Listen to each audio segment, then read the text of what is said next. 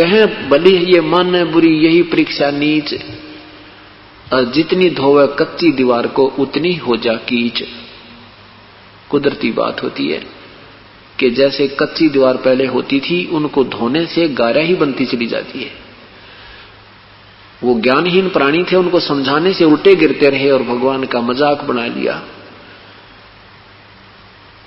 एक दिन गरुड़ देव मिले परमात्मा को, गरुड़ जी को समझाया, गरुड़ जी को पूरा ज्ञान समझाया और काफी देर तक गुरुदेव ने प्रभु का ज्ञान सुना, फिर उपदेश प्राप्त किया गुरुदेव ने, गुरु जी ने।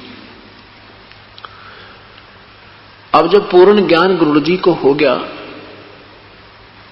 कि भाई ये ब्रह्मा विष्णु महेश इतने समर्थ नहीं है जितने हम मान बैठे थे। एक दिन क्या हुआ कि इस गरुड़ जी ने ब्रह्मा जी से कहा कि आपकी पावर इतनी नहीं है, क्योंकि गरुड़ ये ब्रह्मा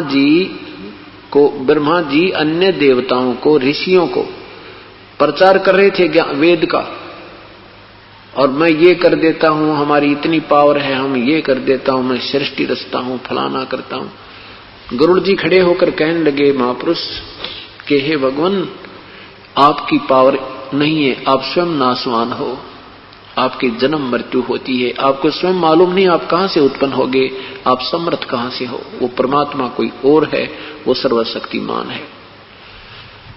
अब वो ब्रह्मा जी ने कहा भी तो तेरा तो दिमाग खराब हो गया गरुड़, तू कैसी बातें कह रहा है? कि नहीं जी मैं सही कह रहा हूं। ब्रह्मा जी ने विष्णु जी को बुला लिया कि ये आपका वाहन ये क्या बोल रहा आज हमारे विषय में। तो गरुड़ जी ने उनसे भी कहा कि आप समर्थ नहीं हो, आपकी जन्म मृत्यु होती है, आपकी पावर सीमित है, वो परमात्मा विसीमित पावर का है, उसकी पावरलेस जो है, उसकी जो है ना एंडलेस पावर है, इन्फिनिटी शक्ति है, और वो सबका मालिक कोई और है। फिर शिव जी को बुला लिया, शिव तीनों ने वहां हंगामा डाल दिया। गरुड़ जी कहने लगे आपको नहीं यकीन होता है तो माता जी से पूछो। दुर्गा के पास पहुंचे चारों के चारों। अब गुरुदेव ने कहा माता सच बताना, आज आप पंचायत के अंदर खड़ी हो, हमारी एक अर्ज है आपसे। तब उसने माता ने कहा भाई वो शक्ति कुछ न्यारी है, गरुड़ झूठ नहीं बोल रहा। तो तीनों ने कहने लगे गरुड़ और माता जी की एक सलाह होगी है, ये ऐसे अपनी अपनी हाँक रहे हैं और हम जो चाहे सो कर सकते हैं। गरुड़ बोल तेरा क्या काम है। वहां से उठकर विष्णु जी के लोक में आकर तीनों विराजमान हो गए। गरुड़ जी ने कहा कि एक पाताल लोक में एक बालक की मृत्यु होगी है, उसकी आगे जीवन शेष नहीं है और आप उसको जीवित कर दोगे। गरुड़ कहा कि ला कहां वो बच्चा। नीचे से पाताल लोक से लेकर के गरुड़ जी उसके पास पहुंचे और कहा कि ये करो इस बालक को जीवित।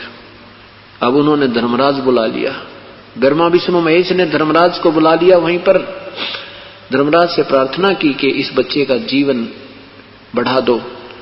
धर्मराज ने कहा नहीं, इसका आगे मनुष्य जीवन शेष नहीं है, इसका जीवन बढ़वाना है तो आप अपना जीवन दे दीजिए। कोई सा अपना जीवन कौन दे, इतना कौन शर्म में दर्द करे।